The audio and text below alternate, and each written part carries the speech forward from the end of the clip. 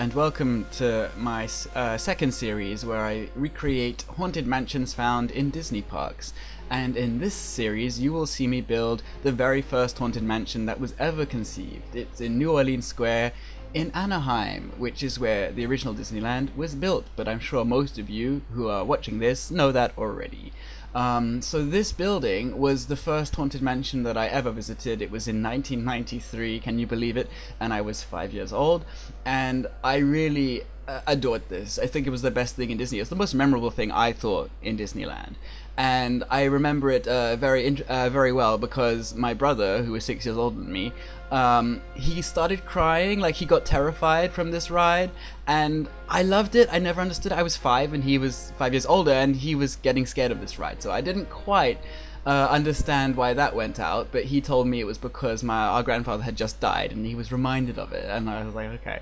Anyway, random stories aside, this has probably left the biggest impression on me for haunted houses. This is probably the reason why I fell in love with haunted houses, because this gave me the experience as a 5-year-old of going through a haunted house, and I really enjoyed that. So with the introduction out the way, I'm going to get down to the design of this building. The design of this building is really, I think it's quite beautiful. It's a sort of, I don't know, like a plantation house that you find in the south of America, so like Louisiana or somewhere like that, or New Orleans or something like that, and it follows a sort of Greek revival style. And the interesting thing that I find about this house is that it actually looks quite menacing and quite creepy. Yet Walt Disney himself didn't want a building that looked decrepit and old in his park. He wanted something nice and fresh and new, and I think that's kind of dumb because it's a haunted house, but you know, it's Walt Disney, he can do what he wants. But the funny thing about this building is that at the very end, it kind of looks menacing, it kind of looks creepy. It reminds me of a sort of mausoleum or something that you see in a Victorian graveyard. Like it has this sort of intensity about it that when you see the pillars, you see the Greek revival design, and then you're like, ooh, that's kind of creepy, that's tomb-like, and it's so incredibly big that it just is quite an overpowering building. So it kind of delivers a similar effect to Phantom Manor, but in a completely different way, and it's actually quite clever what they did in order to make the building turn out quite creepy, and I quite admire that aspect of the design that Disney went for. I don't agree with his policy on everything has to look bright and shiny, but they definitely did pretty well with what they had and with how difficult Walt Disney was being about it, because I can just imagine him, you know, they say he would never have approved of Phantom Manor's design, and I just think, well, he's a moron, because it's like the best designed one. I think, you know, my least favorite designed one is the one in the Magic Kingdom, mainly because I'm from England and I see a lot of houses like that and they don't come across as specifically creepy to me, and also the fact that the design in the Magic Kingdom and also in Tokyo, it's not really, it doesn't look like a real piece of architecture. It looks like a fantasy piece of architecture. It looks like an illustration. The bricks are too big. It looks cartoonish to me. And the one in Phantom Manor and the one in Anaheim actually look like real pieces of architecture. They actually look like somewhere that you could actually live, and that's why I think I'm more drawn to those places. And because you don't see Second Empire manors, and you don't see plantation-style Greek revival buildings in England, but you see a lot of, you know, this Dutch, British-style castle-like building. So it's less special to me. But there's also the fact that I've never been to the Magic Kingdom. I've never been to Disneyland, Florida. I've only been to the one in California. So maybe I'm biased because I've actually seen it. I don't know, and I digress. What can I tell you about the building that's to come? Well, firstly, you see me make the walls myself with the wooden panels like I did with Phantom Manor. That's pretty self-explanatory. One note that I've noticed over the years of creating buildings in these kind of games is that if you select the paint to be white, like the brightest white, it looks not so great. Like it looks sort of like wrong, like too bright. So for this building, even though the building is white, I selected the second lightest white, sort of like a grey tone. You can't tell that it's that color when it all comes together, but you know, I wanted also to make it look like it was faded, like the painting had faded a bit. That's basically the idea behind using grey instead of bleach white, but I think the building in Anaheim is actually quite bleach white, but I don't think it would translate very well into a video game. And what else can I talk about? Well, of course I'm making these what do you call, like banisters, like things that go inside the balcony section. That was really the best I could do to make the shape as close as possible. Because I wanted to make sure the colors were right, so I had to use the planks of wood. I'm really thinking that plank of wood is like the best piece in the game because you can literally do so much with it. And now you can see me experimenting with windows. Windows was quite an important thing. I've been really trying to make sure I get the windows as right as I can because windows are like eyes to the building, and if you don't get them right, then they don't look like the building. That's something I've learned very well when designing architecture, or when looking at architecture, is that the eyes, the windows really make the design. So if you're looking for ways to improve your buildings, look to the windows and make sure the windows are arranged properly, and it can be quite tricky. There isn't really so much of a guide to do that, you just sort of have to guess, but that's what creativity is, a lot of guesswork sometimes. So what else can I talk about? Well, you'll see me experimenting with window formation. I think this was the design I went for in the end because it bared the most resemblance to the Haunted Mansion windows. And what else do I do? Well, it's a lot of trial and error and a lot of placing things together, as you can see. The main facade of the building is done. I use the columns as a reference and then I continue around it. It's a very simple process. Like, I always have to find the key features of a building before I start making it and then work around that. So the key features of the Haunted Mansion is the beautiful Greek Revival columns, the tomb-like columns on one side, and there are two sides to it. It's sort of like on a corner, and there are two column sides, but one of them doesn't have the Greek Revival columns, it just has the balcony features, and the other one has Greek Revival columns. So that the other side was a bit more difficult to make, but I started with the easy parts and then I moved on to the difficult parts. All in all, this series is going to take a bit longer than Phantom Manor. In fact, it's a much larger building, and there was more things to look up. It was a bit more straightforward than Phantom Manor, maybe. Maybe that's the way I can say it. Like a bit more straightforward to create, because the building was very modular. Like, it was very cubed. It looks very cubed and easy to fit around. Phantom Manor is a bit more flowy. This is just like a box. Phantom Manor is more less of a box. I'm not very good at explaining these things, but you guys can probably tell what I mean. So I'm gonna leave it there, and I will see you in part 2, where you will continue to see me build New Orleans Square Haunted Mansion. Bye for now.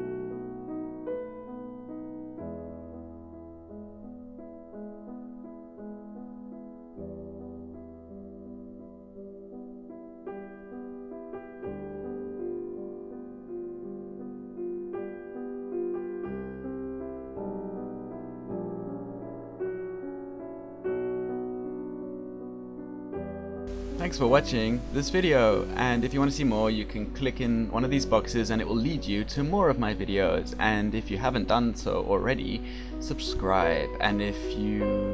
I don't know what else to say. Well, that's it. So yeah, enjoy.